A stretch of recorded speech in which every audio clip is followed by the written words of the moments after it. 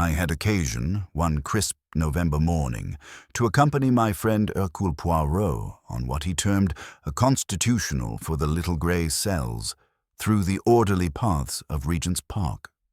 The great detective had decreed that the geometric precision of Nash's terraces and the mathematical arrangement of the rose gardens provided the perfect antidote to what he called the untidiness of the criminal mind.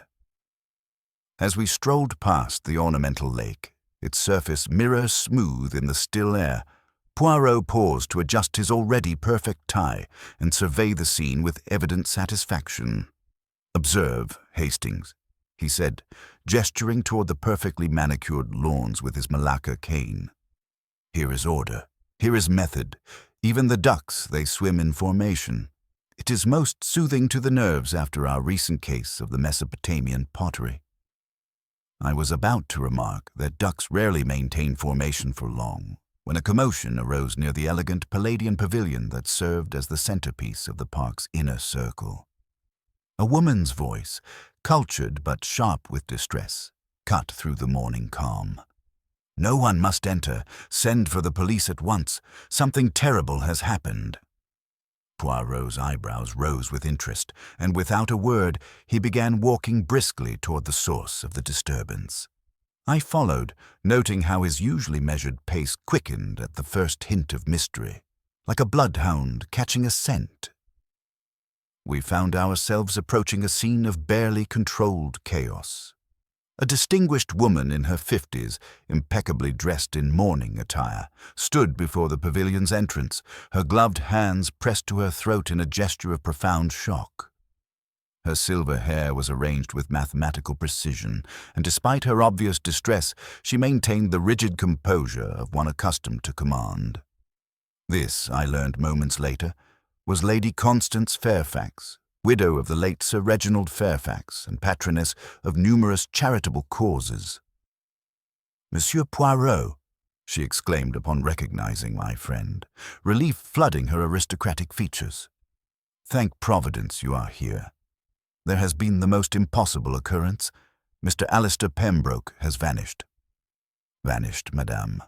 Poirot inquired with that particular tone he reserves for statements that offend his sense of logical possibility.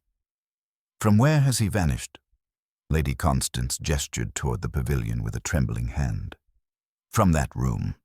He entered not 20 minutes ago to retrieve some documents for this morning's charitable committee meeting. The door was locked from within. We heard the bolt slide. When he failed to respond to our calls, we had the locksmith force the door." Her voice dropped to a whisper. "The room is empty, Monsieur Poirot. Completely empty." A small crowd had gathered, and Poirot surveyed them with the keen attention of a botanist examining rare specimens. There was Dr. Marcus Thornfield, a lean, nervous man with ink-stained fingers who served as secretary to the charitable foundation. Miss Vivian Ashworth, a striking woman in her 30s, whose beauty was matched only by her reputation for sharp wit and sharper financial acumen. Mr. Geoffrey Carlyle, a florid gentleman whose substantial girth and expensive waistcoat proclaimed his success in commerce. And finally, hovering at the edge of the group like a shadow, Mrs. Dorothy Henshaw, Lady Constance's companion and secretary, a mousy woman whose pale eyes seemed to catalogue every detail while her lips remained pressed in perpetual disapproval. "The room, it has but one entrance?" Poirot asked, his green eyes already beginning to gleam with that particular light I had learned to associate with the hunt. "Only the one door," Dr. Thornfield replied, pushing his spectacles up his nose with a nervous gesture. "The pavilion was designed as a private retreat. There are windows, of course, but they are barred. Decorative ironwork, but quite secure." "And these windows, they overlook?" "The rose garden to the south," Miss Ashworth answered, her voice crisp and businesslike. "But the bars are original Georgian ironwork, Monsieur Poirot. No one could pass through them." Mr. Carlyle, mopping his brow with a silk handkerchief despite the cool morning air, added, "Besides which, there were gardeners working in the rose garden all morning. They would have seen anyone attempting to climb through a window." Poirot nodded thoughtfully, then turned to Mrs. Henshaw. "And you, madame, You were present when Monsieur Pembroke entered the pavilion. The companion's pale cheeks flushed slightly. I was arranging the morning's correspondence on the terrace when Mr. Pembroke arrived. He seemed agitated. He asked Lady Constance for the key to the pavilion, saying he needed to retrieve some urgent documents from the safe. Ah, there is a safe? A small one, built into the wall, Lady Constance confirmed. Reginald had it installed for storing important papers during our charitable committee meetings. Only Mr. Pembroke and I possess the combination. And this morning, Monsieur Pembroke, he was agitated, you say? Poirot's tone was deceptively casual, but I noticed how his fingers had begun their characteristic drumming against his waistcoat. Mrs. Henshaw glanced nervously at Lady Constance before answering. He received a telephone call at his hotel early this morning. When he arrived here, he was quite pale and kept checking his pocket watch. He said something about settling matters once and for all and that he wouldn't be intimidated by threats. Dr. Thornfield cleared his throat uncomfortably. If I may, Monsieur Poirot, Mr. Pembroke has been under considerable strain lately. There have been irregularities in the Foundation's accounts. Nothing criminal, you understand, but certain investments have not performed as expected. Miss Ashworth's laugh was sharp and humorless. Irregularities is a charitable way of putting it, Doctor. £500,000 doesn't simply evaporate through poor investment choices. Vivian, please, Lady Constance said sharply. This is hardly the time for such accusations. On the contrary, Poirot interjected mildly, this is precisely the time for all accusations, all suspicions, all uncomfortable truths to be examined in the light of day. A man does not vanish from a locked room without reason, and that reason it is usually found in the complications of human nature. He paused, studying each face in turn. Now, if you would be so kind as to show me this impossible room, we shall see what story it has to tell. As we approached the pavilion's entrance, I noticed Poirot's eyes taking in every detail. The pristine gravel path showing no signs of struggle, the perfectly maintained flower beds flanking the entrance, the heavy oak door with its elaborate brass fittings. The locksmith, a grizzled man with calloused hands, stood beside his tools looking thoroughly perplexed. Locked tight from the inside, sir, he reported to Poirot. Had to force the mechanism, never seen anything like it in 40 years of the trade. Poirot examined the lock with his magnifying glass, then stepped into the room beyond. I followed, along with the others, into what proved to be an elegant chamber furnished with Georgian antiques and dominated by a massive mahogany desk. The safe, built into the far wall, stood open and empty. But of Alistair Pembroke there was no trace whatsoever. The room was perhaps 15 feet square, with tall windows on 2 walls, all securely barred with ornate ironwork. The floor was polished parquet, unmarked by any sign of struggle. A single chair before the desk had been overturned, and several papers lay scattered across the floor, the only signs of disturbance in an otherwise pristine chamber. Poirot stood in the center of the room, his head tilted slightly as if listening to voices only he could hear. His eyes moved systematically from the overturned chair to the open safe, from the barred windows to the scattered papers. Finally, he bent to examine one of the documents, handling it with his characteristic delicacy. "Most interesting," he murmured. "A letter of resignation from the Foundation, dated today but unsigned." He looked up at Lady Constance. "Tell me, madame, was Monsieur Pembroke in the habit of carrying a walking stick?" "Always," she replied. "A silver-headed cane that belonged to his father. He never went anywhere without it." "And yet," Poirot observed, gesturing around the empty room, "it is not here.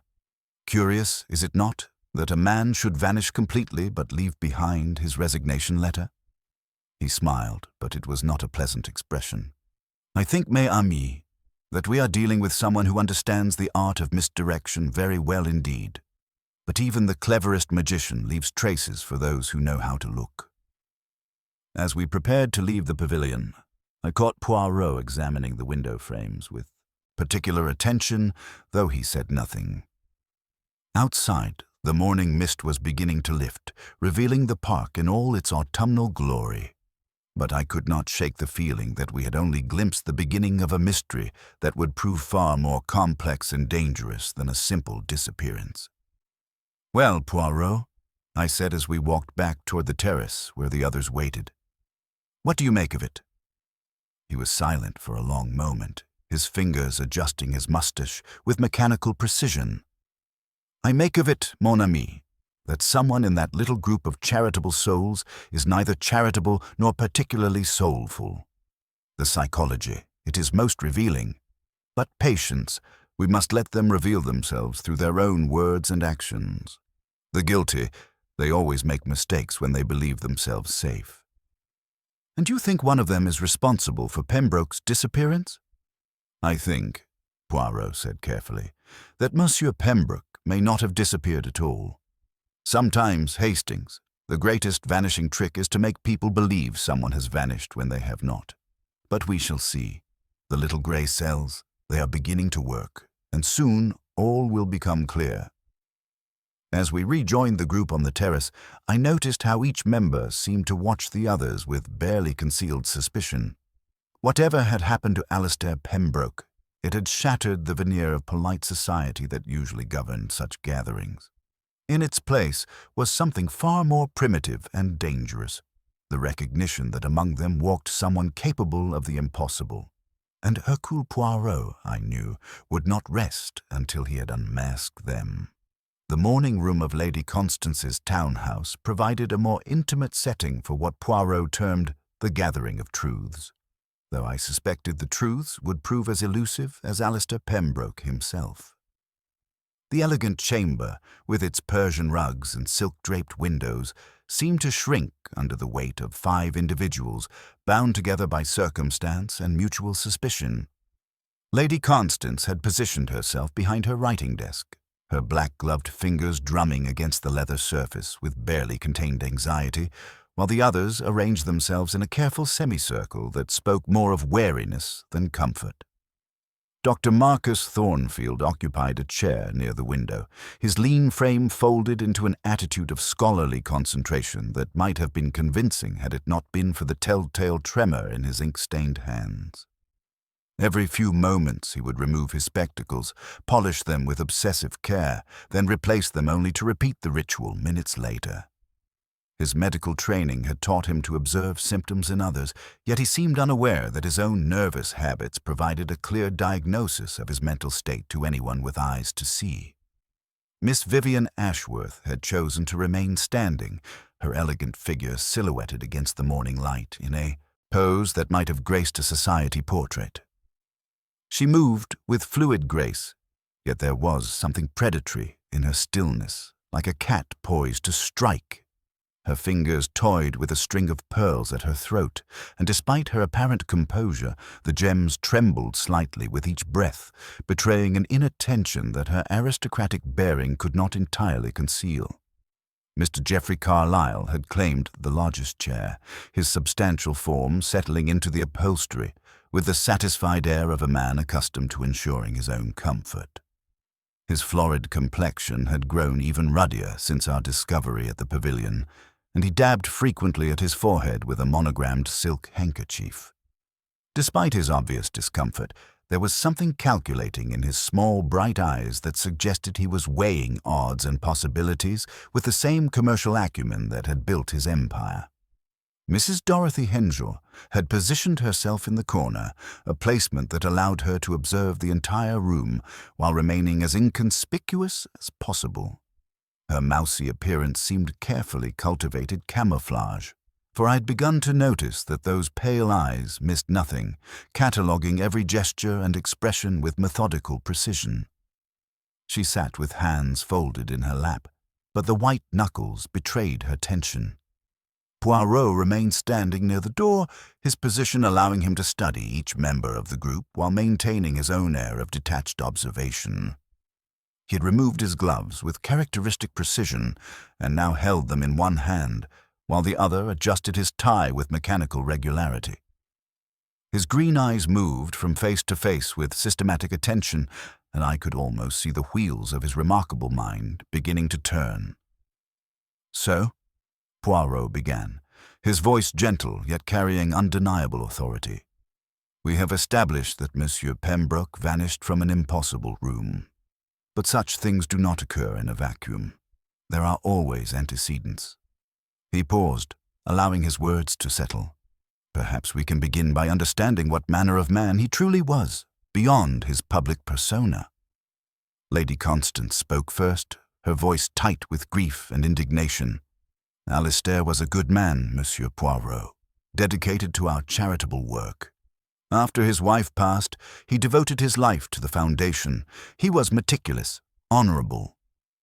"And yet," Poirot interjected gently, "Mrs. Henshaw mentioned he was agitated this morning, and Dr. Thornfield spoke of irregularities in the accounts. These do not suggest a man entirely at peace." Dr. Thornfield flinched, pushing his spectacles higher. "The irregularities were purely administrative, Monsieur Poirot. Misplaced invoices, perhaps some optimistic projections. Nothing that would suggest anything untoward on Mr. Pembroke's part." Miss Ashworth's laugh was sharp as breaking glass. "Optimistic projections, Doctor. £500,000 doesn't simply evaporate through administrative oversight. The Foundation's capital has been significantly depleted through questionable investments, funds intended for the orphanage expansion." "Alistair acted in good faith," Lady Constance protested, her composure cracking slightly. "He was attempting to maximize our philanthropic reach. The market is volatile." She hesitated, then added, "He had been under personal stress recently. A family matter, I believe. He was rather private about it." Mr. Carlyle cleared his throat loudly. "Alistair had a nephew, a rather unsavory character, always badgering him for money. I heard the fellow had threatened to expose some old scandal if Alistair didn't provide a substantial sum. Nasty business, blackmail." The word hung in the air like smoke from a snuffed candle. Poirot's eyebrows rose with interest as he turned to Mrs. Henshaw. "And you, madame? This telephone call you mentioned. Did you perhaps overhear anything of these threats?" Mrs. Henshaw finally looked up, her pale eyes wide with fear and resentment. "I heard very little, Monsieur Poirot, only that Mr. Pembroke sounded distressed. He kept saying, 'This cannot come out now,' and 'You'll ruin everything.' When he arrived here, he spoke of settling matters once and for all before entering the pavilion." She wrung her hands. "I fear he was being blackmailed." A heavy silence descended, broken only by the distant sounds of London traffic. Poirot studied each face with surgical precision, his green eyes cataloguing every nervous gesture and guarded expression. "Most illuminating," he murmured. "A man under financial pressure, facing blackmail, who receives a threatening telephone call and then vanishes from a locked room." He smiled, but it was not pleasant. "Tell me, mes amis, when did each of you last see Monsieur Pembroke before this morning?"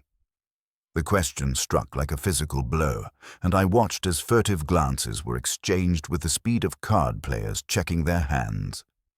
Whatever secrets this elegant room contained, I realized, the mystery of Alistair Pembroke's disappearance was merely the opening gambit in a far more complex and dangerous game.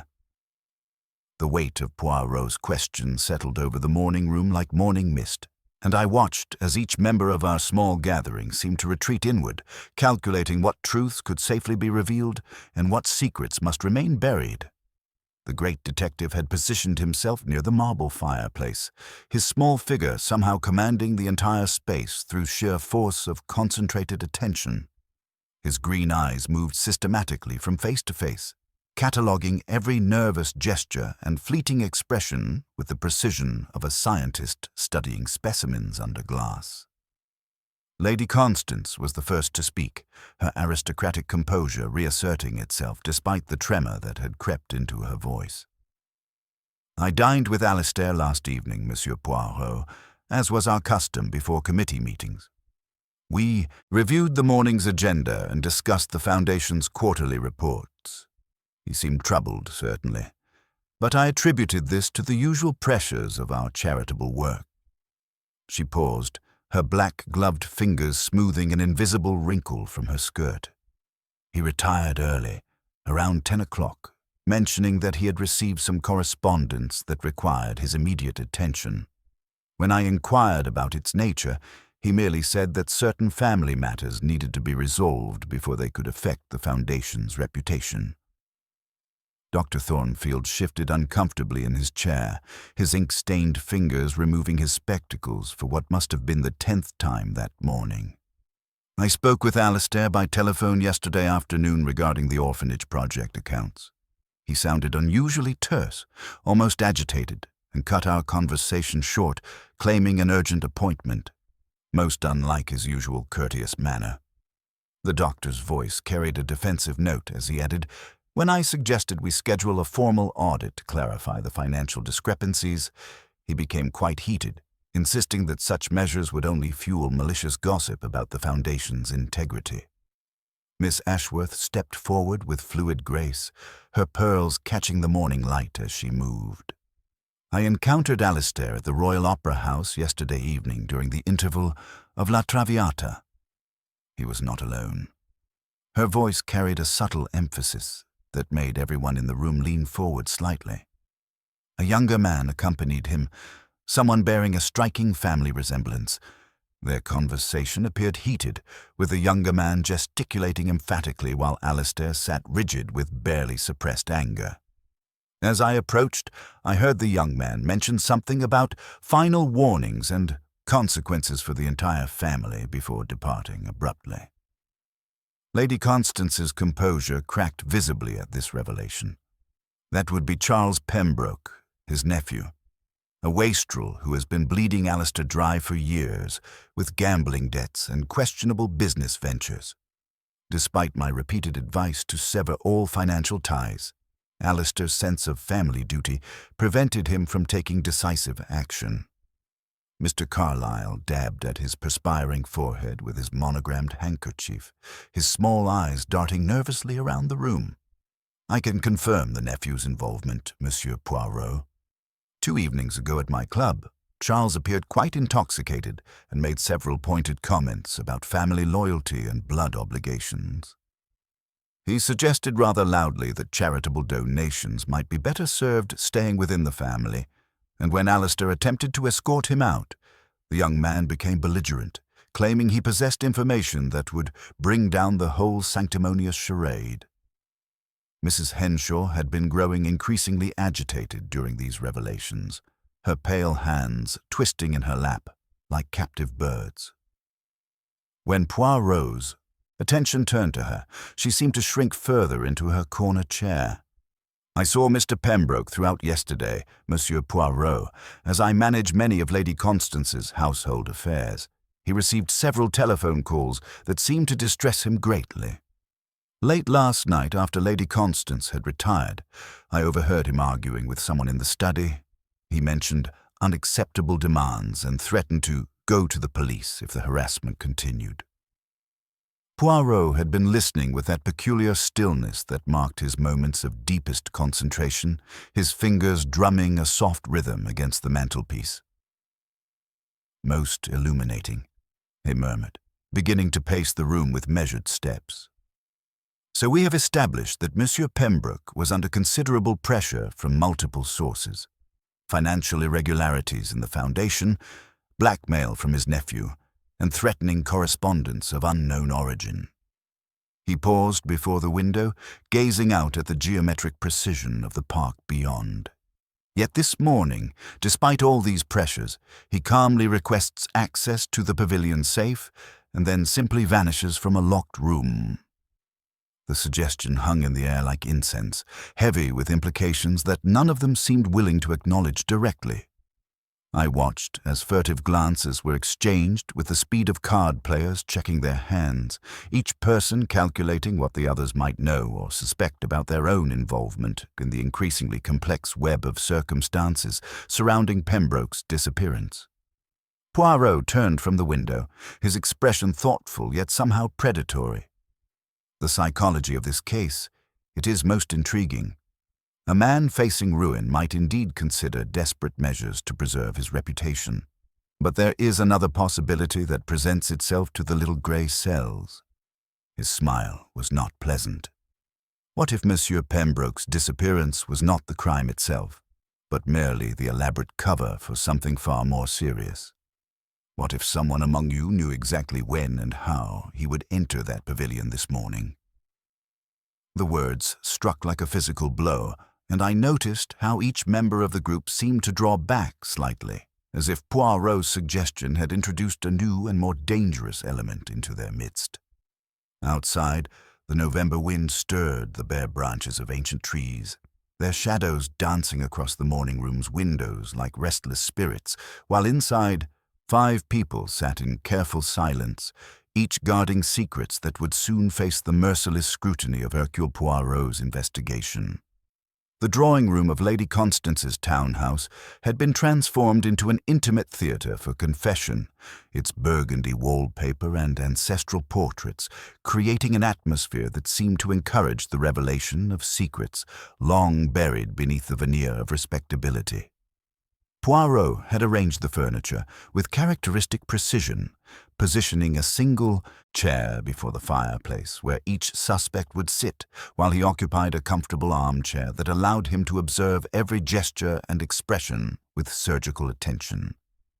The afternoon light filtering through heavy curtains cast dramatic shadows that seemed to shift with each nervous movement, and I positioned myself near the window where I could observe both interrogator and subject while remaining sufficiently inconspicuous. Dr. Thornfield entered first, his medical training evident in the way he automatically assessed the room before taking his seat, though his nervous habit of cleaning his spectacles had intensified to an almost compulsive degree that spoke eloquently of his mental state. Poirot began with seemingly innocent inquiries about the Foundation's charitable medical work, allowing the doctor to relax into familiar territory before gradually steering the conversation toward more dangerous waters with the skill of a master angler playing a particularly wary fish. The financial irregularities you mentioned, Doctor, they concern specifically which accounts? The question was delivered with such casual interest that Thornfield answered before his defensive instincts could engage, revealing that substantial sums had been diverted from the orphanage fund into high-risk investments that had failed catastrophically. When pressed for details about his discovery of these irregularities, the doctor's composure cracked visibly, his hands trembling as he admitted he had known for weeks but delayed reporting them due to personal loyalty and fear of scandal. Miss Ashworth proved a far more formidable opponent, entering with the confident stride of someone accustomed to controlling conversations rather than being subjected to them.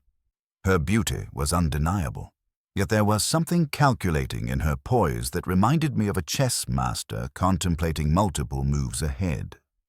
Poirot complimented her astute management of the Foundation's investment portfolio, a gambit that caused her guard to lower sufficiently for him to probe deeper into her relationship with Pembroke. Under his gentle persistence, she revealed that their association had extended beyond mere professional collaboration, though she maintained their liaison had ended months ago when she discovered his financial mismanagement. Her voice carried genuine anger as she described confronting Pembroke about the missing funds, and when Poirot suggested her threats might have driven him to desperate measures, her laugh was sharp enough to cut crystal, though her eyes remained watchful and calculating. Mr. Carlyle's interview proved the most physically uncomfortable to witness, as the portly businessman seemed to shrink visibly under Poirot's methodical questioning, his florid complexion deepening to an alarming shade of crimson while perspiration beaded his forehead, despite the room's moderate temperature.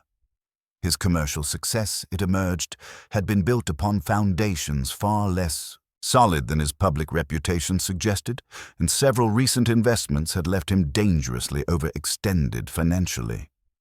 When Poirot mentioned that charitable foundations often provided convenient vehicles for questionable financial arrangements, Carlyle's protestations became so vehement that they achieved the opposite effect, suggesting guilt rather than innocence.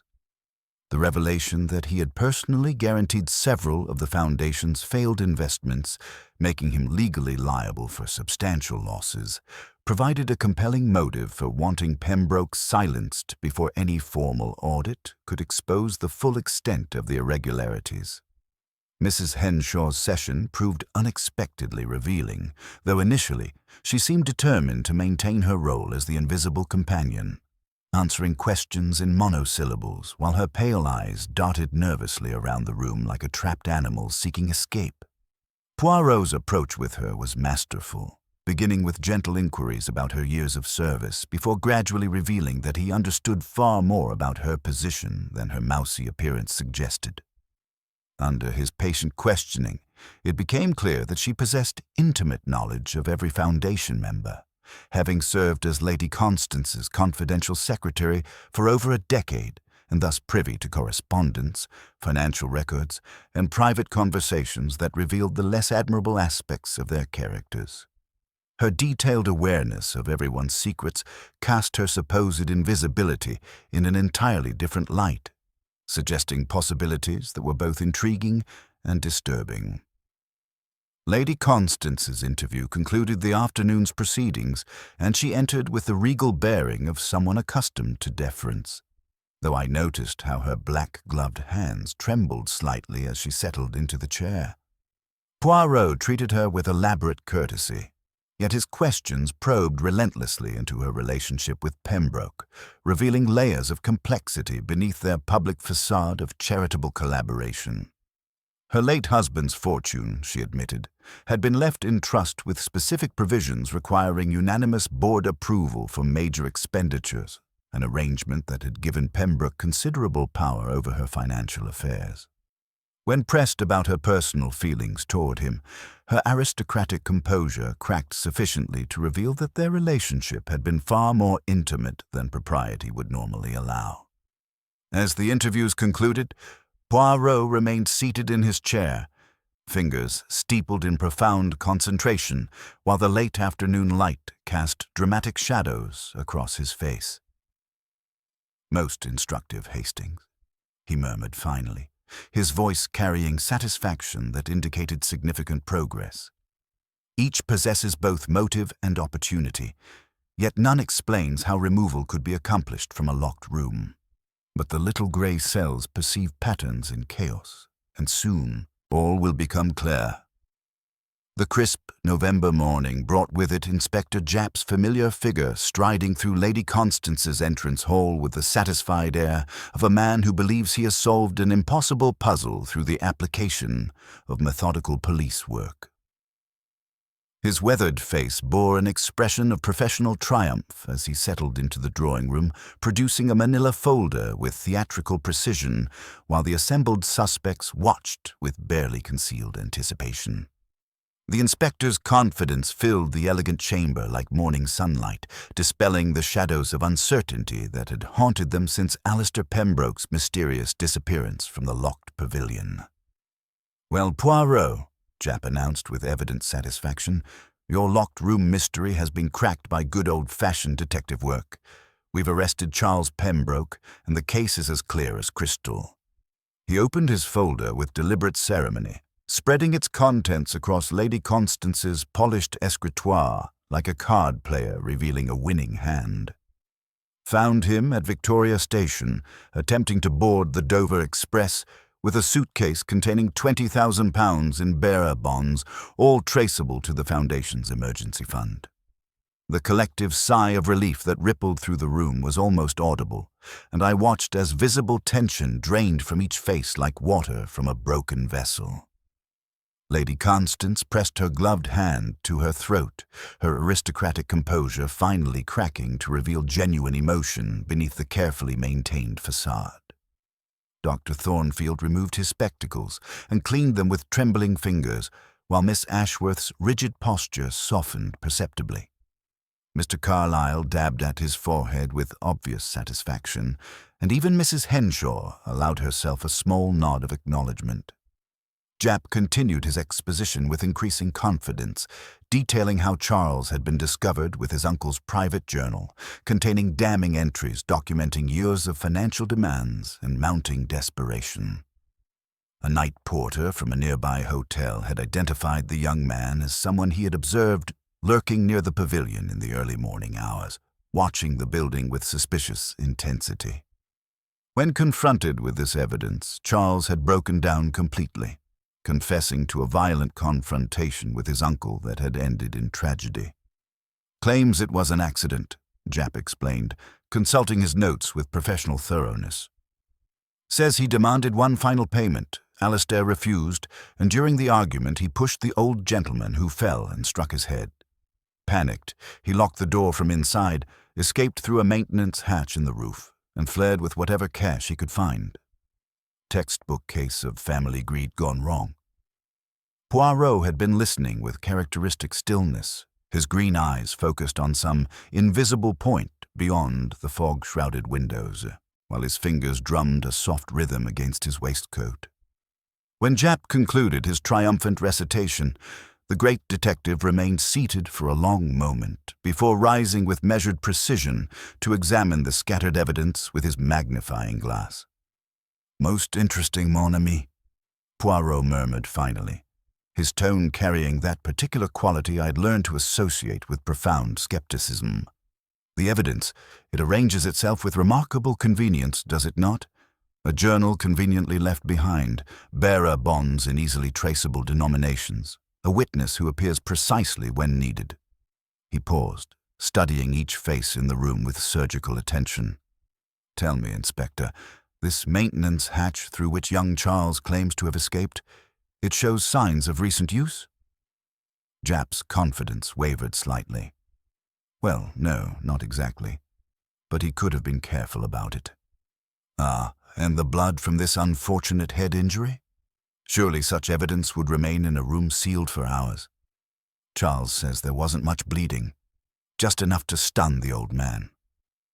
Poirot's smile was not pleasant as he continued his methodical dissection of the convenient explanation. "So we have a panicked young man who commits accidental manslaughter, yet possesses sufficient presence of mind to lock the door from within, escape through a hatch that shows no disturbance, scatter only specific documents while leaving no other trace of struggle, and flee with precisely the funds that would most easily implicate him." His voice carried gentle mockery.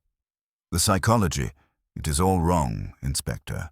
A man in genuine panic does not act with such theatrical attention to detail."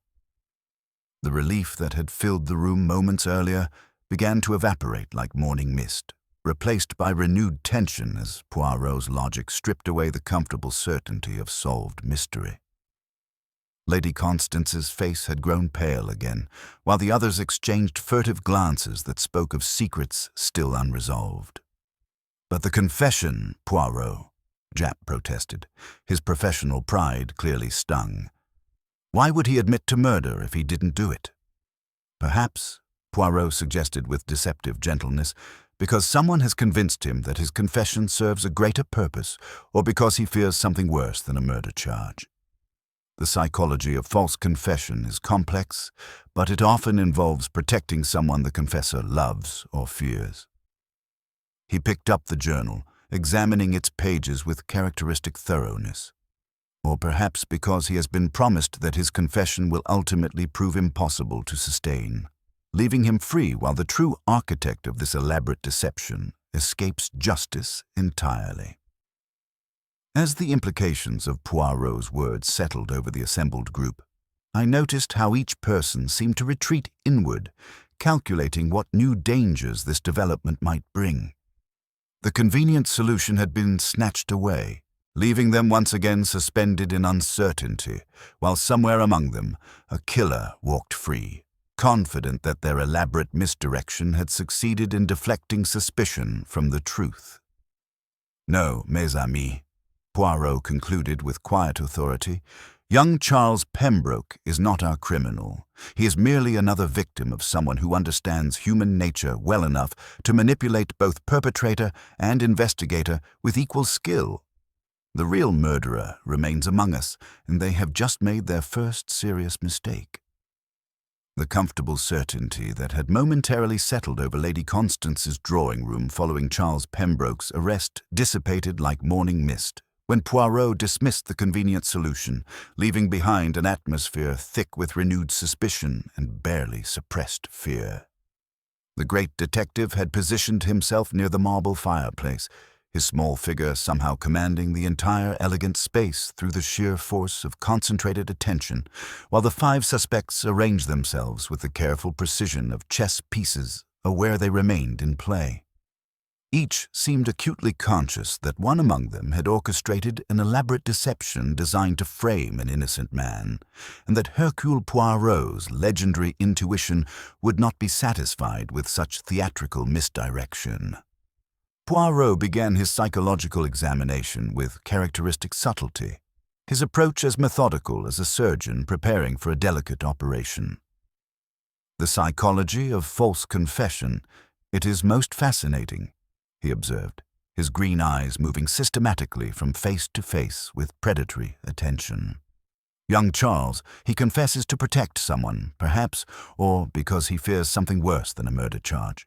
But the true architect of this deception, they have revealed themselves through the very perfection of their misdirection." Lady Constance shifted uncomfortably in her chair, her black-gloved fingers worrying at the fabric of her morning dress with increasing agitation. "Surely you cannot suspect one of us, Monsieur Poirot. We are all respectable people with established reputations." Her voice carried a note of desperation that had not been present earlier, and I noticed how her aristocratic composure seemed increasingly fragile under the detective's relentless scrutiny. "Respectability, madame, is often the most effective camouflage for criminal behavior," Poirot replied with gentle firmness, beginning to pace the room with measured steps. "The guilty party reveals themselves through small inconsistencies, nervous habits, and defensive reactions that betray inner turmoil more clearly than any physical evidence." He paused before Dr. Thornfield, whose compulsive cleaning of his spectacles had reached almost frantic proportions. "Observe, for instance, how medical training teaches one to recognize symptoms in others, yet our good doctor appears unaware that his own behavior suggests profound anxiety about something beyond mere concern for a missing colleague." Dr. Thornfield's hands froze mid-gesture, his face flushing as he realized his unconscious habit had been catalogued and analyzed with surgical precision. "Professional concern hardly constitutes evidence of criminal involvement, Monsieur Poirot. Any physician would feel distressed by such mysterious circumstances. Indeed, yet your distress began before Monsieur Pembroke's disappearance was discovered, did it not?" Poirot's observation struck like a carefully aimed dart, and I watched as the doctor's composure cracked visibly. "Mrs. Henshaw observed your agitation when you arrived this morning, nearly an hour before any alarm was raised." Miss Ashworth stepped forward with fluid grace, though her usual confidence seemed forced, like an actress playing a familiar role while forgetting her lines. "We are all naturally concerned about the Foundation's reputation, Monsieur Poirot. Scandal affects us all equally." Her fingers toyed with her pearls in a gesture that had become increasingly frequent, the trembling gems betraying an inner tension that her aristocratic bearing could not entirely conceal. "Ah, but scandal affects each differently, mademoiselle," Poirot countered with predatory satisfaction. "Some fear exposure of financial irregularities, others worry about personal relationships that might not withstand public scrutiny. Tell me, what would happen to your own reputation if it became known that your liaison with Monsieur Pembroke involved more than mere romantic entanglement?" The accusation hung in the air like smoke from a snuffed candle, and Miss Ashworth's carefully maintained facade cracked sufficiently to reveal genuine fear beneath her polished exterior. Mr. Carlyle had been growing increasingly agitated during this exchange, his florid complexion deepening to an alarming shade of crimson while perspiration beaded his forehead despite the room's moderate temperature. "This is intolerable, Poirot," he protested, dabbing frantically at his neck with his monogrammed handkerchief. "You cannot simply make wild accusations without proof." Some of us have business reputations that cannot survive unfounded speculation. Business reputations built upon foundations less solid than they appear, perhaps? Poirot suggested with deceptive gentleness. Your commercial empire depends heavily upon maintaining investor confidence, does it not? A public audit revealing your personal guarantees on the foundation's failed investments would prove financially catastrophic. The psychological pressure had reached a crescendo, and I could see how each suspect seemed poised between flight and confession, their carefully maintained facades cracking under the relentless scrutiny. But it was Mrs. Henshaw who drew Poirot's most intense attention, the mousy companion who had been growing increasingly agitated in her corner chair, her pale hands twisting in her lap like captive birds. "And you, Madame Henshaw," Poirot's voice became almost solicitous. "You possess remarkable knowledge of everyone's private affairs. Such information represents considerable power in skilled hands." He paused, studying her with surgical attention. The invisible companion who knows everyone's secrets wields influence that rivals any fortune or title.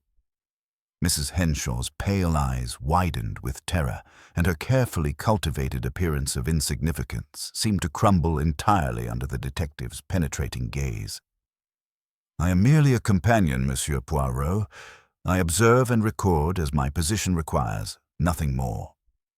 "Yet observation and recording can become weapons," Poirot observed quietly, "and I think you know far more about yesterday evening's events than you have revealed. The truth, madam, it has a way of surfacing despite our efforts to keep it buried." The silence that followed was electric with tension, each person calculating what new dangers this development might bring, while somewhere among them, a killer walked free, confident that their elaborate misdirection had succeeded in deflecting suspicion from the truth. The psychological pressure that had been building throughout the afternoon reached its breaking point as evening shadows lengthened across Lady Constance's drawing room, transforming the elegant space into a theatre of barely contained desperation, where 5 people sat in careful silence, each calculating what new dangers Poirot's relentless investigation might reveal. The great detective had withdrawn to examine some correspondence by the window, his characteristic stillness more ominous than any dramatic gesture, while his green eyes moved systematically between the assembled suspects with the patience of a spider, sensing vibrations in its web. The comfortable certainty that Charles Pembroke's arrest had provided had been systematically destroyed, leaving behind only the chilling recognition that one among them possessed both the cunning to orchestrate an impossible disappearance and the ruthlessness to frame an innocent man. Mrs. Henshaw had grown increasingly agitated as the day progressed, her usual mousy invisibility replaced by nervous energy that manifested in fidgeting hands and darting glances toward the door as if calculating the distance to safety. When Lady Constance suggested tea, the companion volunteered to oversee its preparation with uncharacteristic eagerness, disappearing into the servants' quarters with visible relief at escaping Poirot's penetrating scrutiny. The minutes stretched with elastic tension until a piercing scream shattered the evening quiet, a sound of pure terror that sent everyone rushing toward the source of disturbance. They found Mrs. Henshaw collapsed in the narrow corridor leading to the pantry, her grey dress stained with what appeared to be spilled tea, though the bitter almond scent that hung in the air suggested something far more sinister than a simple accident. Dr. Thornfield immediately knelt beside her still form, his medical training overriding personal fear as he searched for vital signs, while Poirot examined the scene with characteristic thoroughness, noting the overturned tea service and scattered papers that told a story of interrupted flight rather than accidental fall. "She lives, but barely," the doctor announced, his voice tight with professional concern as he detected a faint pulse. "This appears to be cyanide poisoning, administered recently and in significant quantity. Without immediate medical attention, she will not survive the hour." Poirot's examination of the scattered papers revealed treasures that cast Mrs. Henshaw's years of invisible service in an entirely different light, for among the documents were detailed records of financial irregularities, personal indiscretions, and private correspondence that spoke of systematic intelligence gathering conducted with methodical precision. Bank statements showed deposits far exceeding her modest salary, while carefully organized files contained damaging information about each Foundation member, suggesting years of patient blackmail operations disguised as loyal companionship. "Most illuminating," Poirot murmured, handling the evidence with characteristic delicacy, while Inspector Japp, summoned by telephone, examined the scene with growing frustration. Madame Henshaw transformed her position of trusted invisibility into a weapon of remarkable effectiveness, gathering secrets like a collector accumulating rare specimens. But someone discovered her activities and decided that permanent silence was preferable to continued extortion. The revelation struck each suspect like a physical blow, and I watched as the comfortable assumption of Dorothy's harmless insignificance crumbled to reveal something far more calculating and dangerous. Mr. Carlyle's florid complexion turned ashen as he realized the extent of her knowledge about his precarious financial position, while Dr. Thornfield sat rigid with horror at the detailed documentation of gambling debts he thought safely concealed. Miss Ashworth maintained her composure with visible effort, though her usual confidence seemed brittle as glass, and Lady Constance clutched the back of a chair for support as the implications settled over her like a suffocating blanket. "But surely this proves our innocence," Lady Constance protested, her voice carrying desperate hope. "If Dorothy was blackmailing all of us, then her attack must be connected to Alistair's disappearance. Perhaps she killed him when he discovered her activities, and now someone has taken revenge." Poirot's smile was not pleasant as he continued his methodical examination of the evidence. "On the contrary, madame, this reveals the true complexity of our situation. The killer discovered Madame Henshaw's blackmail operation and realized that eliminating her would serve multiple purposes, removing both a dangerous threat and providing the perfect scapegoat for Monsieur Pembroke's murder, but they underestimated her survival instincts and her preparation for such contingencies. As Dr. Thornfield worked to stabilize the poisoned woman, Poirot discovered additional documents that had been hastily concealed in her clothing, including a sealed envelope marked with instructions for delivery to the police in the event of her death or disappearance. The psychological implications were staggering, for it suggested that Mrs. Henshaw had anticipated this attack and prepared accordingly, transforming her potential murder into a trap for her killer. "The psychology reveals itself with crystal clarity," Poirot announced with quiet satisfaction, studying each face with surgical attention. "Someone among you discovered that Madame Henshaw possessed evidence of your guilt in Monsieur Pembroke's disappearance and attempted to silence her permanently. But in their desperation, they have made a fatal error, for attempted murder carries far more serious consequences than simple blackmail, and the evidence she prepared will prove their undoing." The comfortable drawing room had been transformed into something resembling a battlefield, with alliances shifting and suspicions crystallizing as the true stakes of the investigation became clear. The killer had revealed themselves through their actions, though their identity remained hidden behind masks of shocked innocence and calculated concern, while somewhere in the gathering darkness, justice waited with the patience of Hercule Poirot's legendary little grey cells.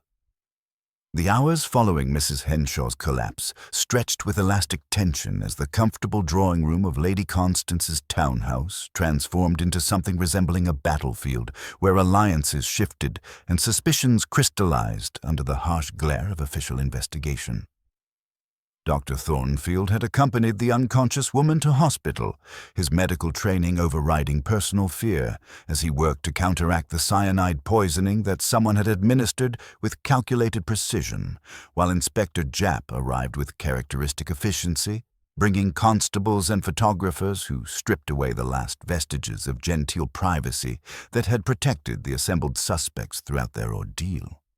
The sealed envelope that Mrs. Henshaw had prepared as insurance against precisely such an eventuality lay on Lady Constance's escritoire like a coiled serpent, its contents promising revelations that would shatter whatever comfortable facades remained intact.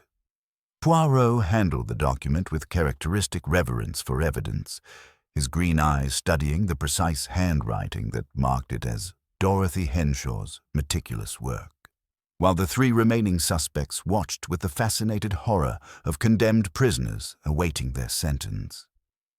"Before we examine Madame Henshaw's final testament," Poirot announced with quiet authority, "perhaps we should return to the scene of our original impossibility.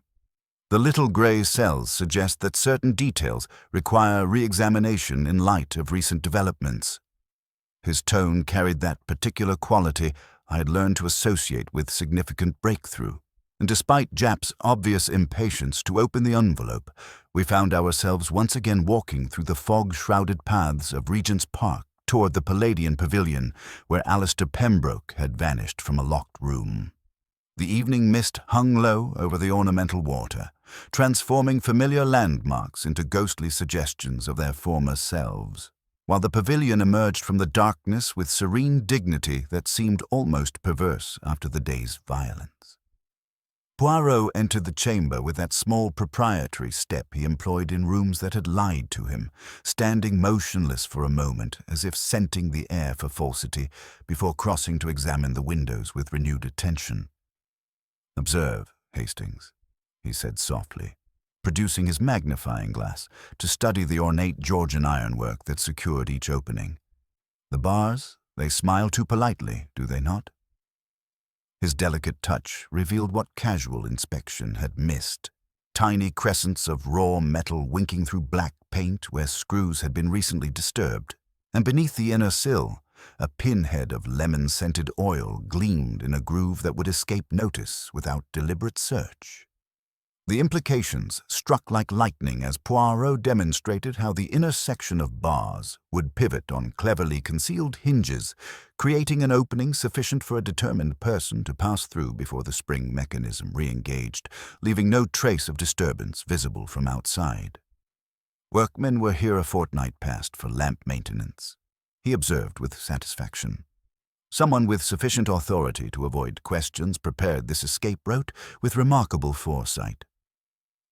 Returning to the townhouse, we found the remaining suspects arranged in careful positions that spoke more of mutual suspicion than comfort, each calculating what new dangers Mrs. Henshaw's documentation might reveal. Poirot opened the sealed envelope with ceremonial precision, his expression growing increasingly thoughtful as he absorbed the contents of what proved to be a comprehensive catalogue of human weakness and financial desperation. Madame Henshaw transformed her position of trusted invisibility into a weapon of remarkable effectiveness, he announced, spreading the documents across Lady Constance's polished escritoire like a card player revealing a winning hand. Bank statements showing deposits far exceeding her modest salary, detailed schedules of payments received, and most illuminating of all, specific documentation of each person's vulnerabilities and the precise methods used to exploit them. Lady Constance's aristocratic composure finally cracked as Poirot revealed evidence of substantial payments made to discreetly conceal a youthful indiscretion that would have destroyed both her reputation and the Foundation's credibility. Mr. Carlyle's financial empire, built on foundations far less solid than public perception suggested, had been systematically exploited through his desperate need for capital to cover failing investments. Miss Ashworth's sophisticated management of the Foundation's portfolio had concealed her own embezzlement of funds intended for charitable purposes, while Dr. Thornfield's gambling debts had made him vulnerable to manipulation regarding the medical certification of financial irregularities. Each of you possessed compelling motive for silencing both Monsieur Pembroke and Madame Henshaw, Poirot observed with clinical detachment. Yet the psychology reveals something far more complex than simple murder for profit. The killer understood human nature well enough to manipulate not only victims but investigators, creating layers of misdirection designed to deflect suspicion while achieving multiple objectives simultaneously. As the implications settled over the assembled group like a suffocating blanket, Poirot moved to the fireplace where he had noticed a detail that everyone else had overlooked in their focus on more dramatic evidence. The missing walking stick that never left Monsieur Pembroke's side troubles the little grey cells considerably, he announced, his fingers drumming against the mantelpiece with mechanical precision. Such objects do not simply vanish, yet its absence has been consistently ignored by everyone except the guilty party, who removed it for reasons that will soon become clear. The psychological pressure had reached a crescendo that left each suspect balanced on the edge of confession or flight, their carefully maintained facades cracking under the relentless scrutiny of evidence that exposed years of deception and criminal collaboration. The comfortable certainty that had briefly settled over them following Charles Pembroke's arrest had been systematically destroyed, leaving behind only the chilling recognition that one among them possessed both the cunning to orchestrate multiple crimes and the ruthlessness to sacrifice innocent lives in service of their own survival. "Tomorrow," Poirot announced with quiet finality, "we shall gather all parties for the final revelation. The little grey cells have identified the crucial detail that transforms impossibility into inevitability, and justice will finally claim its due." His smile was not pleasant as he surveyed the three suspects who remained, each knowing that somewhere among them walked a killer who had believed themselves clever enough to outwit Hercule Poirot's legendary intuition. The morning of revelation dawned with crystalline clarity. November sunlight streaming through the tall windows of Lady Constance's drawing room as Poirot arranged the furniture with mathematical precision, creating a theatrical stage where truth would finally triumph over elaborate deception. The assembled gathering had grown to include not only the three remaining suspects but also Inspector Japp, who arrived with barely concealed anticipation, Dr. Thornfield bearing welcome news that Mrs. Henshaw would survive her poisoning ordeal though she remained unconscious, and even young Charles Pembroke, brought under guard from custody with hollow eyes that spoke of sleepless nights wrestling with his false confession.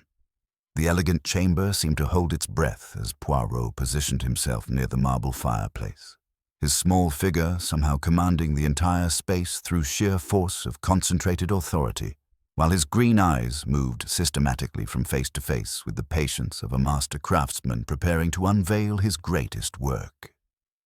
"Mesdames et messieurs," Poirot began with ceremonial gravity, his voice carrying the weight of absolute certainty, "we gather this morning to resolve a mystery that has challenged both logic and imagination. The disappearance of Monsieur Alistair Pembroke from a locked room, the systematic blackmail conducted by Madame Henshaw, the attempted murder by cyanide poisoning, and the elaborate frame of young Charles represent not separate crimes, but components of a single, masterfully orchestrated deception." He paused, producing a small velvet pouch from his waistcoat pocket with theatrical precision. "The little grey cells have been most active, and they have discovered that rooms do not contrive miracles, mes amis. Men do." Lady Constance sat rigid in her chair, her black-gloved fingers clutching her pearls with such intensity that the gems seemed ready to snap, while Mr. Carlyle dabbed nervously at his perspiring forehead with his monogrammed handkerchief, his florid complexion deepening with each word Poirot spoke. Miss Ashworth maintained her composure with visible effort, though her usual confidence seemed brittle as glass, and I noticed how her eyes darted repeatedly toward the door as if calculating distances to safety. From the velvet pouch, Poirot extracted bright flecks of paint and metal shavings, displaying them with the reverence of a jeweler presenting precious stones. The bars at the pavilion's south window were not honest jailers, but accomplices, hinged from within with cunning precision and dressed again in fresh paint to hide their duplicity. Observe these metal filings, scraped from the pivot points where recent disturbance betrayed the mechanism. A panel swings inward, a person passes through, the spring mechanism engages, and all appears innocent once more. His demonstration with a small hinged model drew gasps from the assembled group. The mechanical impossibility transformed into elegant simplicity through patient explanation. "But you will protest," Poirot continued with predatory satisfaction. The bolt. We heard it slide. The door was locked from within. How does one escape and secure the entrance?" He produced a second object from his pouch, a length of fine steel wire attached to a silver ferrule that gleamed in the morning light. The psychology instructs us that minds, which devise pivoting bars, also create methods for manipulating bolts. This wire, guided through the narrow gap between door and jamb, draws the bolt after one has departed. There is a click like any other click, and the room proclaims innocence while the murderer walks free.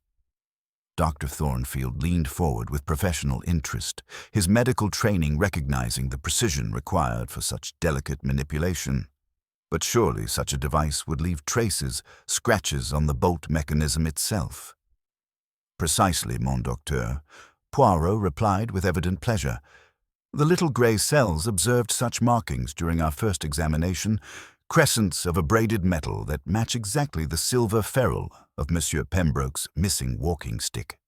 That elegant cane, which never left his side, served not merely as support, but as the key component in this elaborate deception." He gestured toward Inspector Japp, who produced a cloth-wrapped bundle with ceremonial solemnity. From the ornamental lake, where reeds cradle secrets, the gardeners retrieved this evidence an hour past. The unwrapping revealed Pembroke's silver-headed walking stick, its ferrule bearing telltale scratches that matched the bolt mechanism's scarring with mathematical precision. When Poirot twisted the ornate head, a fine steel wire slid forth with serpentine grace, its length and flexibility perfectly suited for the delicate task of bolt manipulation from beyond a locked door. "Here is the wand of our conjurer," Poirot announced with quiet triumph, "the instrument that transforms impossibility into method. But observe also how its disposal reveals the killer's psychology, for this is not merely evidence discarded in panic, but a calculated decision by someone who understood that this particular object could never be explained away as coincidental." His gaze swept across the assembled faces with surgical precision. The murderer possessed intimate knowledge of Monsieur Pembroke's habits, access to arrange the window modifications during legitimate maintenance work, and authority to summon the committee meeting at precisely the required moment. Mrs. Henshaw's sealed envelope lay open upon Lady Constance's escritoire, its contents spread like accusatory fingers across the polished surface. Bank statements showing deposits far exceeding a companion's modest salary. Detailed schedules of blackmail payments, and most damning of all, specific documentation of each person's vulnerabilities and the precise methods used to exploit them over years of patient manipulation. Madame Henshaw transformed her position of trusted invisibility into a weapon of remarkable effectiveness, Poirot observed with clinical detachment. Yet someone among you discovered her activities and realized that permanent silence was preferable to continued extortion. The attempted poisoning reveals desperation, for cyanide was administered in tea prepared according to very specific household preferences, knowledge available only to someone with intimate familiarity of daily routines.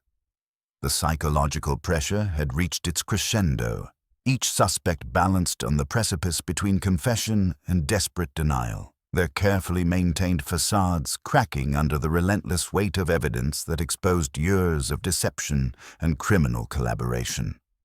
The comfortable certainty that had briefly settled over them following Charles's arrest had been systematically destroyed, leaving behind only the chilling recognition that one among them possessed both the cunning to orchestrate multiple crimes and the ruthlessness to sacrifice innocent lives. The little grey cells perceived patterns in chaos. Poirot announced with quiet finality, his green eyes gleaming with the satisfaction of a puzzle finally solved through patient application of logic and observation. Tomorrow, we shall name the killer and expose every detail of their elaborate deception. Justice waits with infinite patience, but it will not be denied much longer. The morning of ultimate revelation arrived with crystalline clarity. November sunlight streaming through Lady Constance's tall windows as Poirot arranged the final gathering with theatrical precision, transforming the elegant drawing room into a courtroom where justice would triumph over elaborate deception. Inspector Japp sat with barely contained anticipation while young Charles Pembroke remained under guard, his hollow eyes showing first glimmers of hope as Dr. Thornfield reported Mrs. Henshaw's stable condition and the 3 remaining suspects, Lady Constance clutching her pearls with white-knuckled intensity, Mr. Carlyle dabbing nervously at his perspiring forehead, and Miss Ashworth maintaining brittle composure, arranged themselves like actors awaiting their final scene. Poirot positioned himself before the marble fireplace, his small figure commanding absolute attention through concentrated authority, his green eyes surveying each face with patient satisfaction as he began with ceremonial gravity. Mesdames et messieurs, the little grey cells have completed their investigation, revealing not separate crimes, but an intricate web spanning years, orchestrated by someone who understood psychology well enough to manipulate victims and investigators alike. He produced the recovered walking stick, its silver ferrule gleaming as he demonstrated the concealed wire mechanism that had made the impossible possible, explaining how the pavilion's south window bars had been modified during legitimate maintenance work, hinged to swing inward before spring mechanisms re-engaged, leaving no visible trace from outside. The psychology instructs us that only someone with complete authority could arrange such modifications without questions. Someone with intimate knowledge of household routines and personal habits, Poirot continued, spreading Mrs. Henshaw's blackmail documentation across the escritoire like prosecutorial evidence, revealing years of systematic exploitation disguised as loyal companionship. The cyanide poisoning attempt, he explained, required precise knowledge of tea preparation rituals, specifically Earl Grey with 2 lumps of sugar served at exactly 4 o'clock. Information available only to someone who had supervised such routines for decades. Lady Constance Fairfax, Poirot announced with quiet finality, his voice cutting through the tension like surgical steel. You murdered Alistair Pembroke and attempted to silence Mrs. Henshaw when she threatened exposure of your systematic embezzlement of foundation funds over many years. The accusation struck like lightning, and Lady Constance's aristocratic facade shattered completely as Poirot revealed how her late husband's dissipated fortune had left her dependent upon stolen charitable donations to maintain the lifestyle that defined her social position. How Pembroke's threatened audit would have exposed decades of financial manipulation, and how Mrs. Henshaw's blackmail had become an unbearable pressure requiring permanent solution.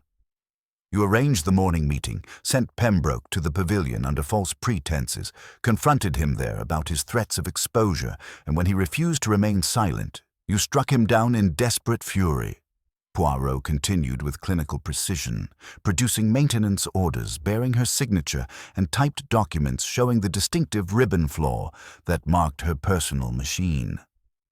After securing his death, you escaped through the prepared window, used his own walking stick's concealed wire to manipulate the bolt from outside, creating your impossible locked room, then disposed of the evidence in the ornamental lake while arranging papers to suggest voluntary disappearance. The psychological pressure reached crescendo as Poirot explained how she had attempted to eliminate Mrs. Henshaw with cyanide administered in precisely prepared tea, knowing the companion's exact preferences and timing, before framing young Charles with planted evidence and false testimony. Your obsession with reputation and order, your horror of scandal, made you sacrifice human lives to preserve the facade of respectability. Poirot observed with melancholy satisfaction as Lady Constance's mask finally slipped completely, revealing the cold calculation that had enabled such systematic criminality. Alistair would have destroyed everything, she admitted with bitter resignation, her voice carrying decades of suppressed resentment. The foundation, my reputation, dear Reginald's memory, all for the sake of ungrateful recipients who squander charitable donations anyway. Inspector Japp rose with professional satisfaction, handcuffs gleaming in morning light as he formally arrested Lady Constance Fairfax for murder, attempted murder, embezzlement, and conspiracy to pervert justice. While the elegant drawing room emptied of its participants and Poirot remained contemplating the human wreckage that criminal ambition inevitably produced, the impossible revealed as merely improbable through patient observation and logical deduction, justice claiming its due with the infinite patience of truth finally acknowledged. The days following Lady Constance's arrest unfolded with the methodical precision of justice finally claiming its due. As Inspector Japp's investigation expanded beyond the elegant townhouse to encompass the full scope of her elaborate deception, the ornamental lake in Regent's Park yielded its grim secret when constables, following Poirot's precise instructions, dragged the murky waters near the island where reeds had concealed their burden for days. Alistair Pembroke's body emerged bound with gardener's wire to iron weights, the blunt trauma to his skull confirming the detective's reconstruction of events, while a fragment of black silk caught in the bindings bore Lady Constance's distinctive monogram, hand-embroidered in silver thread that her own housemaids readily identified. Mrs. Henshaw's recovery proceeded with encouraging swiftness under medical supervision, her survival providing the prosecution with a witness whose meticulous documentation of years of blackmail operations would prove invaluable in court. When she finally spoke to Inspector Japp, her voice carried neither gratitude for survival nor remorse for her crimes, but rather the bitter satisfaction of someone whose careful preparations had ultimately exposed the woman who had nearly succeeded in silencing her permanently. Her testimony revealed the full extent of Lady Constance's financial manipulations, systematic embezzlement that stretched back nearly 2 decades to shortly after Sir Reginald's death, when maintaining the facade of prosperity had become more important than honest stewardship of charitable funds. Young Charles Pembroke walked free from custody with hollow eyes that gradually brightened as the weight of false confession lifted from his shoulders, though the knowledge that his own aunt had been prepared to sacrifice him for her reputation left scars that would require time to heal. Poirot had arranged for him to receive the remainder of his inheritance, unencumbered at last by Lady Constance's manipulations, along with a letter of recommendation to a modest banking position in Southampton where ships came and went, offering opportunities for honest departure rather than mysterious disappearance. Miss Ashworth faced her prosecution with characteristic dignity, accepting the inevitable consequences of her embezzlement with the same cool calculation that had marked her criminal activities, though her sophisticated financial acumen could not protect her from the methodical audit that exposed years of systematic theft disguised as investment management. Her elegant composure remained intact, even as her carefully cultivated reputation crumbled, revealing the calculating mind that had operated behind the facade of charitable dedication. Mr. Carlyle's commercial empire collapsed with stunning swiftness once his personal guarantees on the foundation's failed investments became public knowledge. His florid complexion permanently pale as he contemplated bankruptcy and the loss of everything he had spent decades building through what had once been legitimate business practices. The revelation that his success had been built upon increasingly desperate financial arrangements left him facing charges of fraudulent trading that would ensure his complete ruin. Dr. Thornfield resigned from all his professional positions before dismissal could add further shame to his already compromised reputation, his medical training having ill-equipped him to recognize the sophisticated accounting manipulations that had flourished under his nominal oversight. His gambling debts, now exposed through Mrs. Henshaw's records, revealed the vulnerability that had made him reluctant to investigate irregularities too closely, though his cooperation with authorities earned him immunity from prosecution. The foundation itself faced inevitable dissolution as public confidence evaporated under the weight of scandal and financial irregularities that had corrupted its noble mission for years. The orphanage project that had represented hope for countless disadvantaged children would remain unfinished, its funding dissipated through systematic theft, while beneficiaries who had depended upon the organization's support faced uncertain futures without resources that should have been their birthright. Poirot remained in the empty drawing room long after the others had departed, his small figure contemplating the human wreckage that criminal ambition inevitably produced. The elegant chamber seemed diminished by the revelation of its mistress's true nature, its Persian rugs and silk-draped windows unable to conceal the moral bankruptcy that had corrupted everything they had once adorned with gracious dignity. "The tragedy, Hastings," he observed with characteristic precision, "lies not in Lady Constance's crimes themselves, but in the psychological blindness that prevented her from recognizing alternative solutions to her difficulties. A woman of her intelligence and social connections possessed numerous opportunities to resolve her financial problems through legitimate means, yet her obsession with maintaining appearances made her choose murder over honest confession. The legal proceedings that followed moved with bureaucratic efficiency, Lady Constance's guilty plea to reduced charges sparing the courts a lengthy trial while ensuring her imprisonment for the remainder of her natural life. Her confession, carefully crafted by skilled counsel, maintained that Pembroke's death had been unpremeditated, the result of an argument that escalated beyond her control, though the elaborate preparation of escape routes and systematic disposal of evidence suggested premeditation of remarkable thoroughness.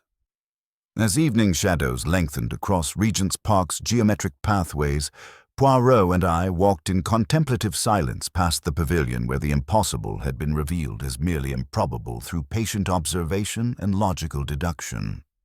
The Georgian structure stood empty now, its mathematical precision no longer providing the aesthetic satisfaction that had once soothed the detective's appreciation for order and method. The beautiful chamber forever tainted by the violence it had witnessed and the elaborate deception it had enabled. "The little grey cells," Poirot murmured finally. "They remind us that human nature remains the greatest mystery of all, capable of transforming respectable citizens into criminals through the gradual erosion of moral boundaries that desperation and pride systematically destroy. Justice has been served, mon ami, but at what cost to those who trusted in appearances rather than seeking the truth that lay beneath?" Winter settled over London with crystalline precision in the weeks following Lady Constance's sentencing, transforming Regent's Park into a mathematical study of bare branches and frost-covered lawns that provided Poirot with the aesthetic satisfaction of perfect order restored after chaos.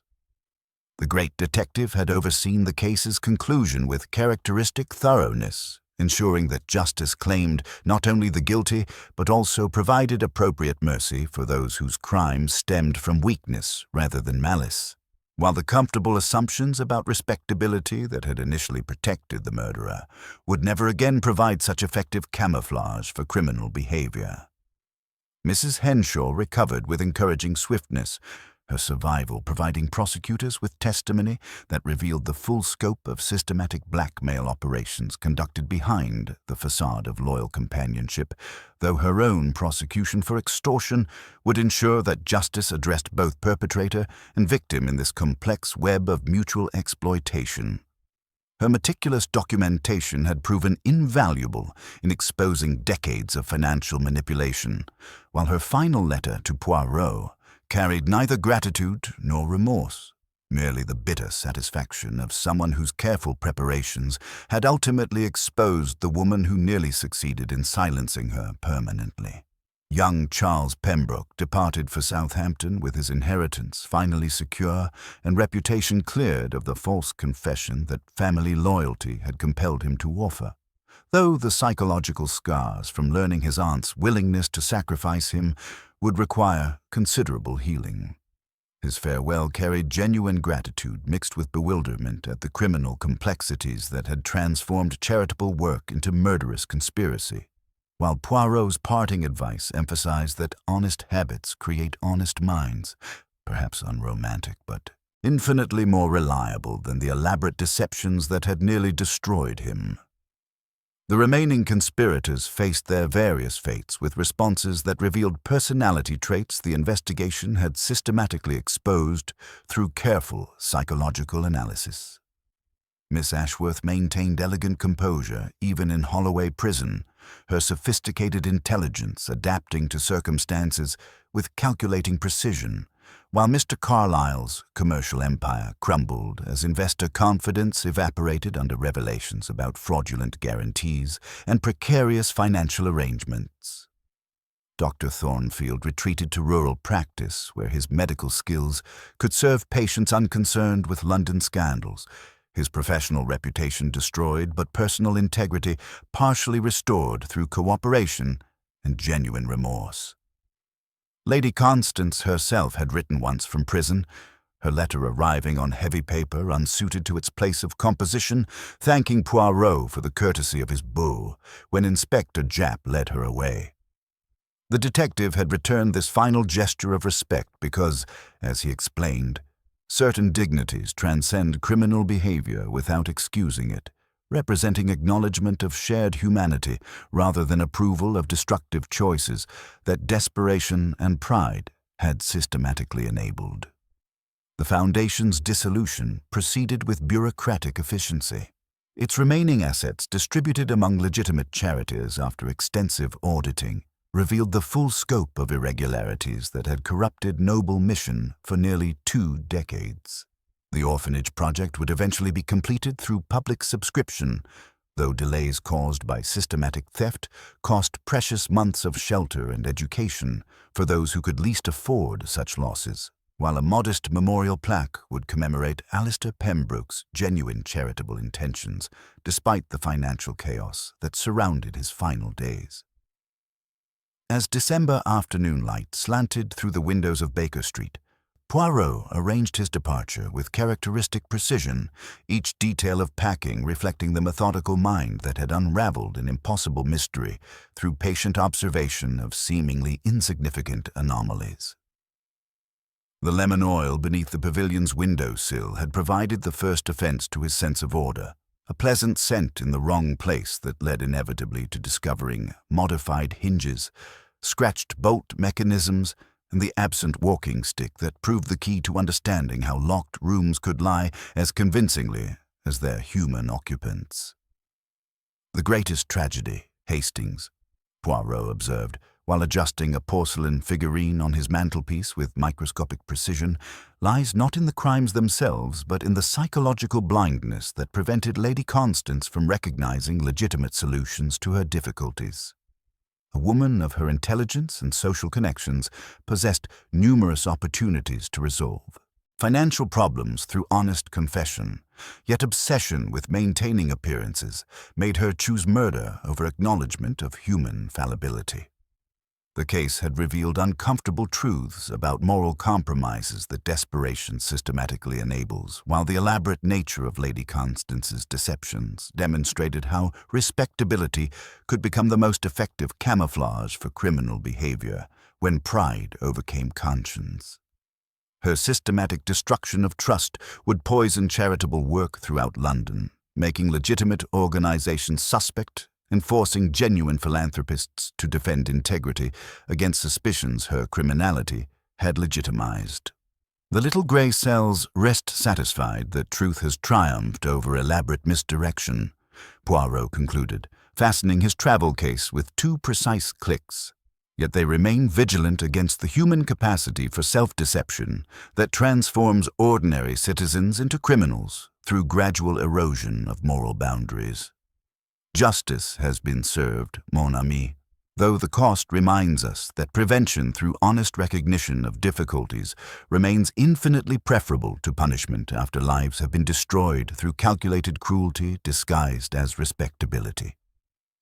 As our cab navigated London streets where Christmas preparations proceeded with seasonal optimism, both detective and chronicler understood that certain cases leave permanent marks upon those who witness human nature's capacity for elaborate criminality, while the comfortable world of geometric gardens and mathematical precision awaited Poirot's return, offering aesthetic satisfaction that criminal chaos could never permanently disturb.